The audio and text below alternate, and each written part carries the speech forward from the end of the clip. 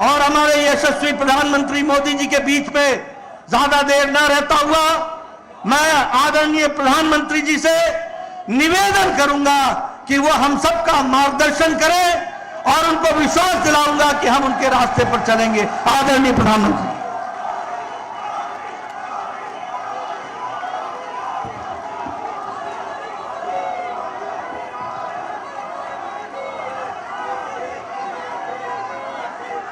भारत माता की, भारत माता की, भारत माता की। सबसे पहले मेरी आप सबको एक प्रार्थना है। नॉर्थ ईस्ट के हमारे सभी भाइयों बहनों के सम्मान में, नॉर्थ ईस्ट के हमारे सभी नागरिकों के सम्मान में आप अपना मोबाइल फोन निकाल करके फ्लैश लाइट चालू कीजिए और नॉर्थ ईस्ट के सभी नागरिकों का अभिनंदन कीजिए। जिन जिन के पास मोबाइल है अपनी फ्लैश चला करके, ये नॉर्थ ईस्ट के नागरिकों का सम्मान है, ये नॉर्थ ईस्ट के देशभक्ति का सम्मान है, ये नॉर्थ ईस्ट का प्रगति के रास्ते पर जाने का सम्मान है। ये नॉर्थ ईस्ट के लोगों के सम्मान में आपने जो ये मोबाइल फोन के माध्यम से प्रकाश फैलाया है, ये प्रकाश उनके सम्मान में है, उनके गौरव में है। आपका मैं धन्यवाद करता हूं।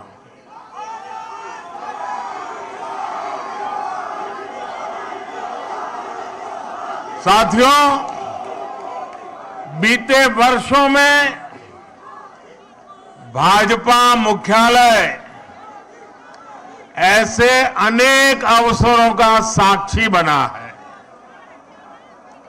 आज हमारे लिए जनता जनार्दन को विनम्रता से नमन करने का एक और अवसर आया है।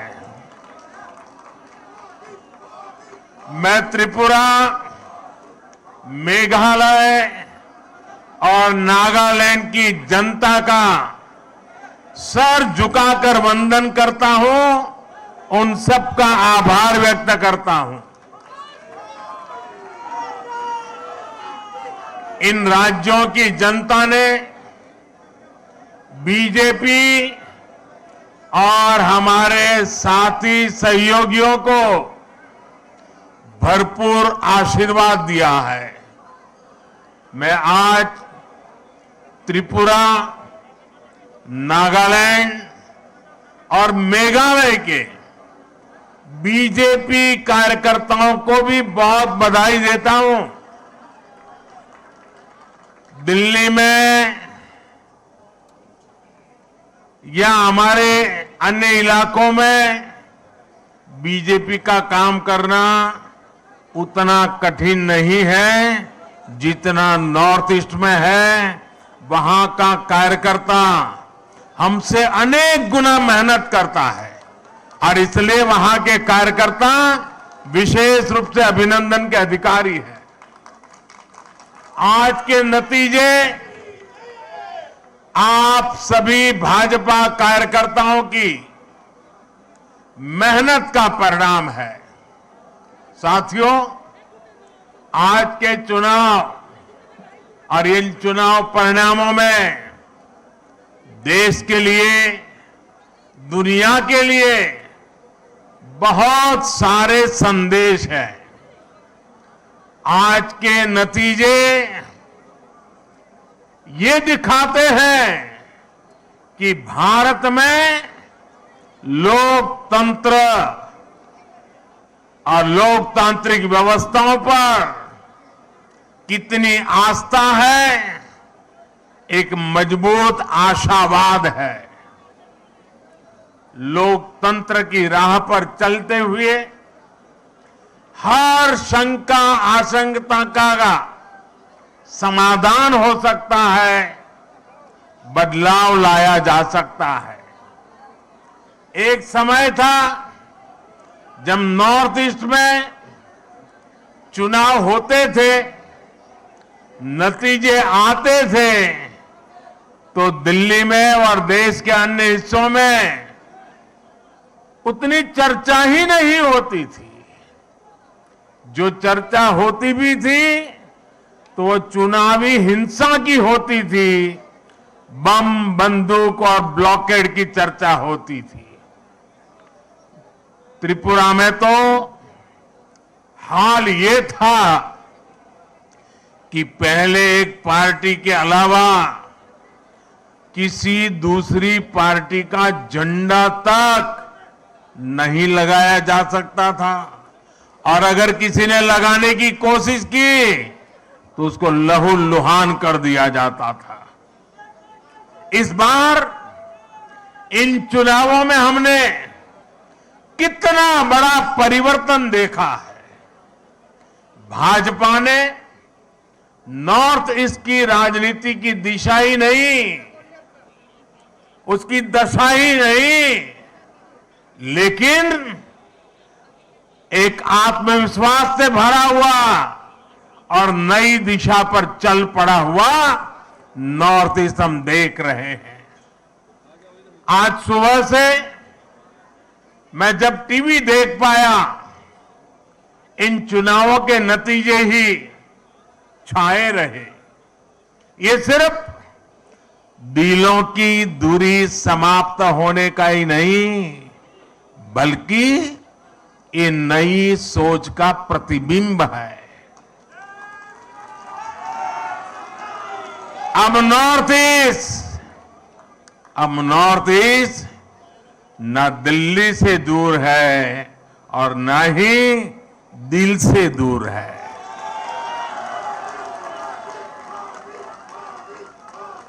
ये युग परिवर्तन का समय है। ये नया इतिहास रचे जाने का समय है। मैं नॉर्थ ईस्ट की शांति, समृद्धि और विकास का ये समय देख रहा हूं। मुझे याद है कि कुछ दिनों पहले जब मैं नॉर्थ ईस्ट गया था तो किसी ने मुझे बोला कि मोदी जी, आपको अपनी हाफ सेंचुरी के लिए बहुत बहुत बधाई। तो मैंने उनको पूछा कि भाई ये कैसी हाफ सेंचुरी आप बता रहे हैं? तब उन्होंने मुझे बताया कि जब से बोले आप प्रधानमंत्री बने हैं, आप 50 से भी ज्यादा बार नॉर्थ ईस्ट का विजिट कर चुके हैं, जो अभी नड्डा जी बता रहे थे।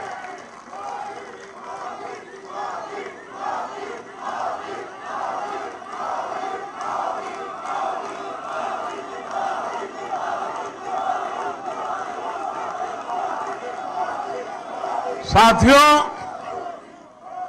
सवाल बधाई का नहीं है, लेकिन जब एक नागरिक मुझे ये कह रहा था तब मैं अनुभव कर रहा था कि जाने मात्र से इसके दिल को कितना सुकून मिला है।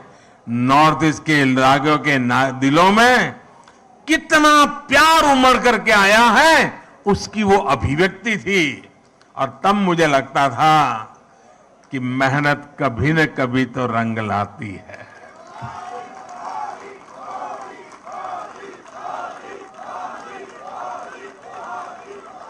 चुनाव जीतने से भी ज्यादा मुझे इस बात का संतोष है कि प्रधानमंत्री के कार्यकाल में बार बार नॉर्थ ईस्ट जाकर के मैंने उनके दिलों को जीता है, और वो मेरे लिए सबसे बड़ी जीत है।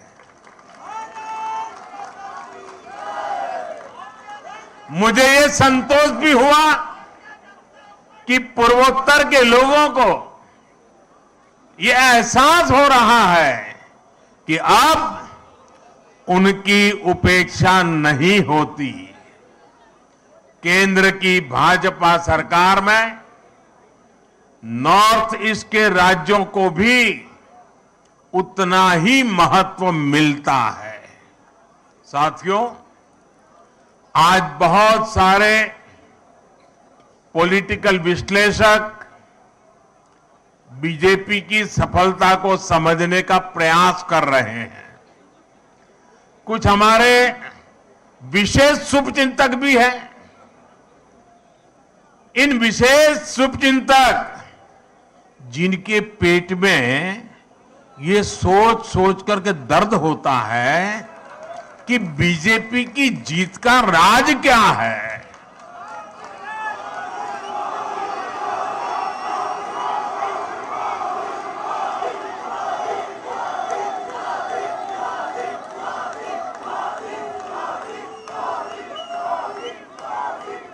साथियों, मैं ज्यादा तो टीवी देख नहीं पाता हूं, लेकिन मुझे लगता है कि शायद अब तक मैंने देखा नहीं है कि ईवीएम पर कोई गाली पड़नी शुरू हुई है कि नहीं हुई है। लेकिन ऐसे हर शुभचिंतक को मैं बीजेपी की सफलता का रहस्य बताना चाहता हूं। भाजपा के विजय अभियान का रहस्य छिपा है त्रिवेणी में। त्रिवेणी यानी 3 धाराओं का संगम। इस त्रिवेणी की पहली शक्ति है भाजपा सरकारों का कार्य। इस त्रिवेणी की दूसरी शक्ति है भाजपा सरकारों की कार्य संस्कृति, और इस त्रिवेणी की तीसरी शक्ति है भाजपा के कार्यकर्ताओं का सेवा भाव।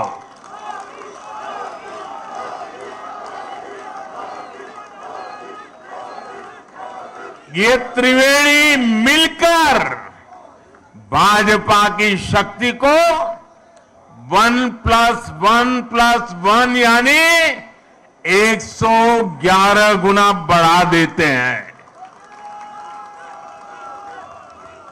हमने देश को एक नई राजनीति दी है, राजनीति की एक नई संस्कृति दी है।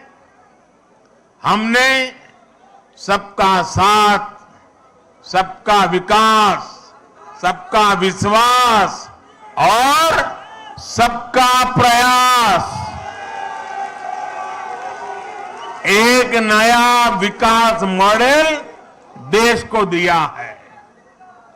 हमारे काम के तौर तरीकों में कोई भेदभाव नहीं होता।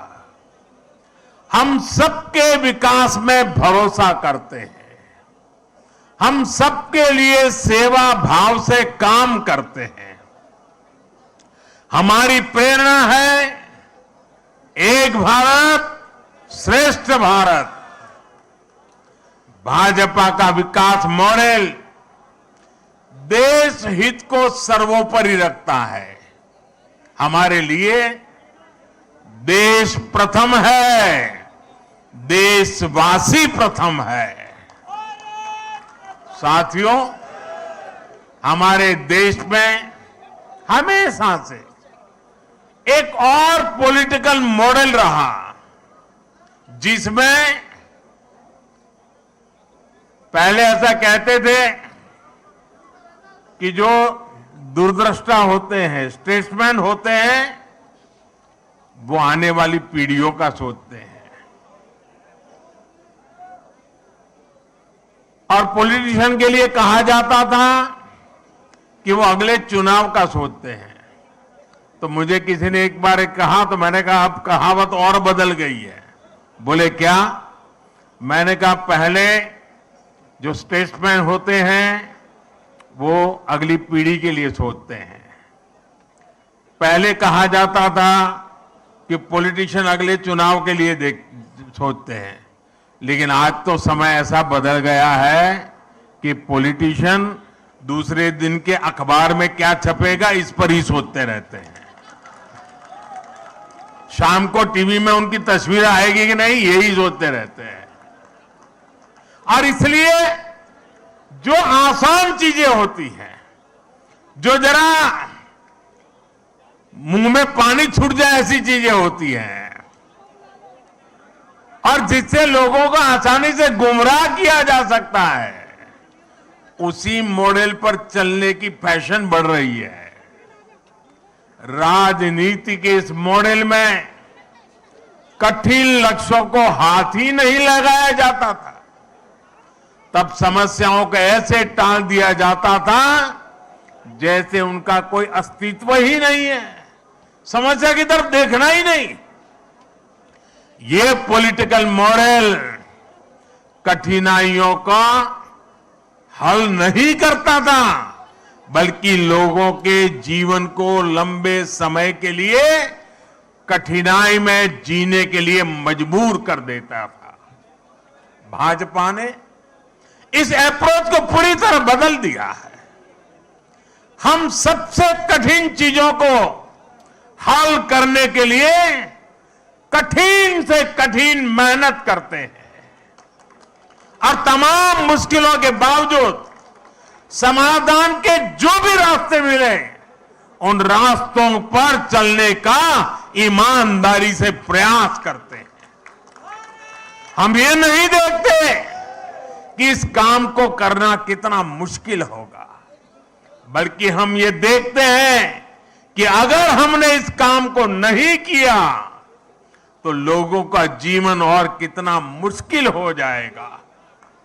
हमें दर्द होता है, हमारी नींद चली जाती है। नॉर्थ ईस्ट का उदाहरण ही हमारे सामने है। आजादी के 7 दशकों बाद भी नॉर्थ ईस्ट के हजारों गांवों तक बिजली नहीं पहुंची थी साथियों। क्या 21वीं सदी में बिना बिजली की जिंदगी कोई कल्पना कर सकता है? पहले की सरकारों ने देखा कि वहां तक बिजली पहुंचाना कठिन काम है, इसलिए उन गांवों को अंधेरे में छोड़ दिया गया। नॉर्थ ईस्ट के लोगों को घर, पक्के घर, उनको नल से जल, उनके घरों में गैस का कनेक्शन, ये उपलब्ध कराने ये पहले की सरकारों के काम की सूची में ही नहीं था, क्योंकि उनके लिए न तो उन क्षेत्रों की परवाह थी और न ही ऐसे कठिन कामों को करने का हौसला था। एयरपोर्ट, हाईवे, रेलवे, ये कनेक्टिविटी नॉर्थ ईस्ट में इन चीजों के विकास को भी कठिन मान लिया गया था। पहले की सरकारें कठिनाइयों से बचती रही और इसकी वजह से हर परियोजना में देरी होती रही। हमने इन परियोजनाओं को पूरा किया और लगातार मेहनत कर रहे हैं।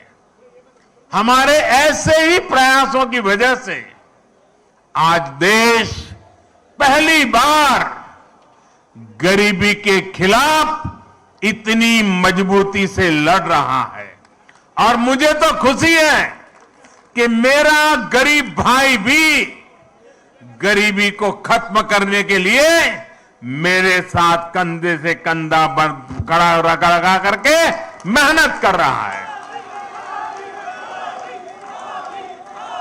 इसलिए आज भारत के विकास और उसकी रफ्तार की तारीफ पूरी दुनिया में हो रही है।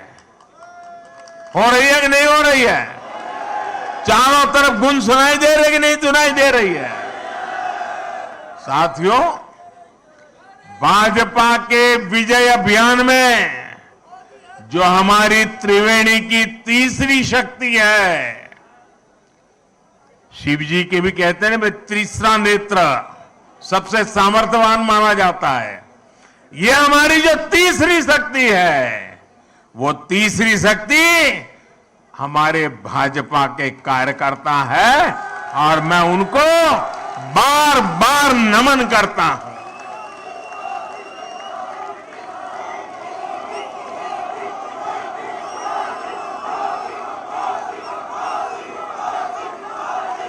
भाजपा के कार्यकर्ता का सेवा भाव अतुल्य है।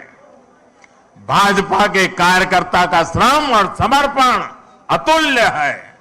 भाजपा के कार्यकर्ता की पहचान उसके अनुशासन से होती है। हमारी पार्टी ने बड़ी से बड़ी मुश्किलों को देखा है। हमने कठिन से कठिन परिस्थितियों का सामना किया है, लेकिन हमारे कार्यकर्ता ने मुश्किल से मुश्किल हालातों में भी पार्टी का झंडा बुलंद रखा है। भाजपा जब कदम बढ़ाती है तो उसे रोकने के लिए उसके कार्यकर्ताओं को प्रताड़ित किया जाता है, उनके खिलाफ हिंसा की होती है, लेकिन वो राष्ट्र के लिए, राष्ट्र निर्माण के लिए संकल्पित होते हैं। इसलिए वो त्याग की पराकाष्ठा से पार्टी के कदमों को और देश के सपनों को कभी भी टूटने नहीं देते हैं, निरंतर आगे बढ़ते रहते हैं। जिस पार्टी के पास कार्य हो, कार्य संस्कृति हो और ऐसे समर्पित कार्यकर्ता हो, उसके लिए कुछ भी असंभव नहीं है। साथियों, आज मुझे ये देखकर भी खुशी है, हर चुनाव के साथ साथ देश की बहनों बेटियों का सुरक्षा कवच बीजेपी के लिए मजबूत होता जा रहा है। त्रिपुरा की, नॉर्थ ईस्ट की बहनों को भी मैं इस भरोसे के लिए विशेष आभार व्यक्त करता हूं। ये बीजेपी का सौभाग्य रहा है कि हमने नागालैंड को पहली राज्यसभा सांसद एक महिला को देकर के शुभ शुरुआत की। आज नागालैंड में तो पहली बार महिला उम्मीदवार चुनाव जीतकर विधानसभा पहुंची है। ये हम सभी के लिए, पूरे देश की माताओं बहनों के लिए गौरव की बात है। बीजेपी महिलाओं के सशक्तिकरण के लिए प्रतिबद्ध है। पीएम आवास योजना में महिलाओं के नाम घर हो, जल जीवन मिशन के तहत हर घर पाइप से पानी पहुंचाना हो, गरीब कल्याण योजना के तहत मुफ्त राशन देना हो, आयुष्मान भारत योजना के तहत 5 लाख रुपए तक का मुफ्त इलाज देना हो, मुद्रा योजना के माध्यम से बिना गारंटी लिए 10 लाख रुपए तक की मदद हो, ऐसी अनेक योजना का लाभ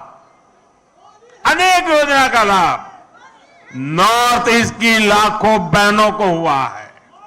इसलिए उनका भरोसा भाजपा पर लगातार सशक्त हो रहा है। ऐसे समय में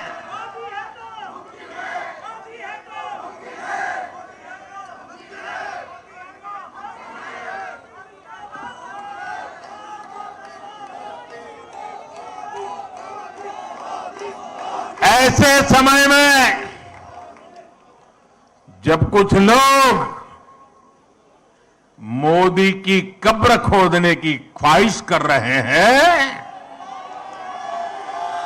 जहां मौका पड़ता है कमल खिलता ही जा रहा है, खिलता ही जा रहा है।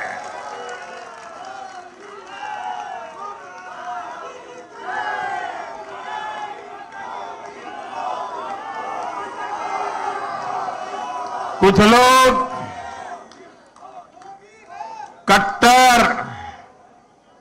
कट्टर की पहचान में लगे हुए हैं। वो हर काम बेईमानी भी कट्टरता से करते हैं।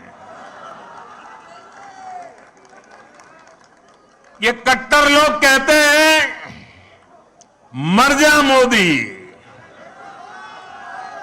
वो कहते हैं मर जा मोदी। देश कह रहे हैं मत जा मोदी, मत जा मोदी, मत जा। साथियों, आज के चुनाव नतीजों के बाद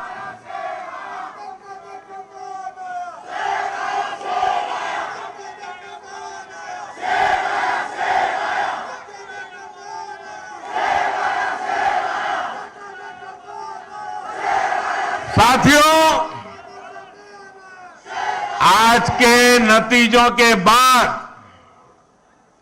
कांग्रेस ने छोटों के प्रति अपनी नफरत को फिर से जग जाहिर कर दिया। कांग्रेस कह रही है और अध्यक्ष उनके कह रहे हैं कि ये तो छोटे राज्य हैं, इनके नतीजे उतना मायने नहीं रखते। जब दिल में ही भारत को जोड़ने की भावना ना हो तो ऐसे बोल निकलते ही है। ये इन राज्यों के लोगों का अपमान है, जनमत का अपमान है। छोटे राज्यों को इस तरह तिरस्कार की भावना से देखकर कांग्रेस बहुत बड़ी गलती कर रही है। इसी सोच की वजह से कांग्रेस ने हमेशा देश के गरीब को छोटा समझा, देश के दलित, पिछड़ों, आदिवासियों को छोटा समझा। कांग्रेस ने हमेशा संख्या बल को, वोट बैंक को देखते हुए राजनीति की है। यही मानसिकता है जिसने आजादी के बाद देश का बहुत बड़ा नुकसान किया है। जब हमारी सरकार ने गरीब के लिए शौचालय बनाए तो कांग्रेस उसे छोटा काम कहती रही। जब हमने गरीब के बैंक खाते खुलवाए तो कांग्रेस ने उसे भी छोटा काम बताया। जब हमने सफाई अभियान चलाया, कांग्रेस ने छोटा काम मानकर उसका भी मजाक उड़ाया। मैं कांग्रेस से कहना चाहता हूं, छोटे लोगों से, छोटे राज्यों से यही नफरत आपको आगे भी चुनाव में डुबोने जा रही है। आज नॉर्थ ईस्ट के नतीजों ने बीजेपी के खिलाफ वर्षों से चलाए जा रहे एक और प्रोपेगेंडा को भी ध्वस्त कर दिया है। आप सभी जानते हैं कि कुछ विरोधी दलों ने और उनके इकोसिस्टम ने हमेशा भाजपा पर एक लेबल चिपकाने की कोशिश की है। शुरुआत में बीजेपी को बनिया पार्टी कहा गया, हिंदी पट्टी की पार्टी कहा गया, फिर कहा गया कि बीजेपी सिर्फ शहरी मिडिल क्लास की पार्टी है और गांवों में कोई आधार नहीं है। समय के साथ इन सारे मिथकों को बीजेपी ने तोड़ दिया, लेकिन इसके साथ ही विरोधी दल ये कहने लगे कि आदिवासी क्षेत्रों में बीजेपी को उतना समर्थन नहीं है। पिछले 10 सालों में हमने इस भ्रम को भी तोड़ दिया है। आज देश का आदिवासी समाज ही नहीं, दलित और पिछड़े भी भाजपा के साथ है। अभी हमने गुजरात चुनाव में भी देखा है कि कैसे आदिवासी पट्टे में भाजपा को जबरदस्त जीत मिली है। साथियों, हमारे यहां बरसों तक माइनॉरिटीज को भी बीजेपी का डर दिखाया गया, देश विदेश में प्रोपेगेंडा चलाया गया लेकिन अपप्रचार की इस झूठ की पोल गोवा के लोग खोलते रहे हैं। अब नॉर्थ ईस्ट के लोग भी इस झूठ की पोल खोलने में जुट गए हैं। नागालैंड और मेघालय में जहां बहुसंख्यक आबादी हमारे क्रिश्चियन भाई बहनों की है, वहां बीजेपी के लिए इतना जबरदस्त समर्थन लगातार बढ़ रहा है। वहीं नागालैंड में लगातार दूसरी बार हमें गठबंधन को आशीर्वाद मिला है। गोवा में भाजपा लगातार जीत पर जीत का रिकॉर्ड बना रही है। मैं जानता हूं जैसे जैसे कुछ दलों द्वारा फैलाए इस झूठ का पर्दाफाश होगा, वैसे वैसे भाजपा का और विस्तार होता जाएगा। साथियों, कुछ दलों द्वारा पर्दे के पीछे गठबंधन करके भाजपा को बाहर रखने का खेल भी आज देश देख रहा है। जनता देख रही है कि कैसे ये राजनीतिक दल उसके साथ, नागरिकों के साथ, जनता जनार्दन के साथ छल कपट कर रहे हैं। एक राज्य में दोस्ती और दूसरे राज्य में कुश्ती, ऐसा करने वाले राजनीतिक दलों का असली चेहरा जनता के सामने आ चुका है। केरला की जनता भी ये देख रही है कि कैसे लेफ्ट और कांग्रेस दूसरे राज्यों में गठबंधन करते हैं और केरला में एक दूसरे के खिलाफ होने का ढोंग रचाते हैं। सच्चाई यही है कि ये दोनों मिले हुए हैं, दोनों मिलकर केरला को लूट रहे हैं। इसलिए मुझे विश्वास है कि आने वाले वर्षों में भी जैसे नागालैंड में हुआ है, जैसे मेघालय में हुआ है, जैसे गोवा में होता रहा है, केरला में भी भाजपा गठबंधन की सरकार बनेगी।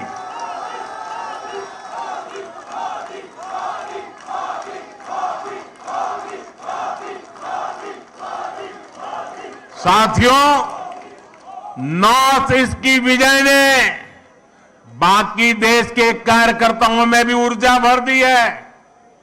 देश की जनता बार बार भाजपा पर भरोसा जता रही है। हमें विनम्र भाव से आगे बढ़ना है, हमें सभी को साथ लेकर चलना है। आजादी के इस अमृत काल में भारत को विकसित बनाने के लिए सबका प्रयास आवश्यक है। आइए यहां से हम दोगुनी ताकत से राष्ट्र निर्माण में जुट जाएं। त्रिपुरा, नागालैंड और मेघालय की जनता का मैं फिर से एक बार हृदयपूर्वक आभार व्यक्त करता हूं, उनका अभिनंदन करता हूं। बहुत बहुत धन्यवाद। भारत माता की, भारत माता की, भारत माता की, भारत माता की। बहुत बहुत धन्यवाद।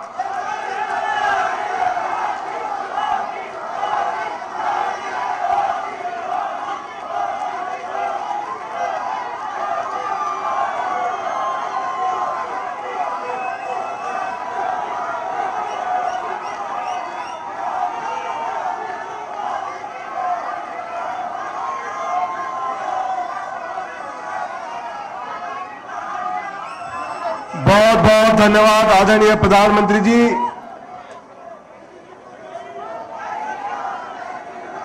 मोदी जी जय श्री राम। मोदी जी जय श्री राम। पूर्वोत्तर की जीत हमारी है। भारत माता की। अभी आदरणीय दुष्यंत जी कुछ सूचना देंगे आपके लिए।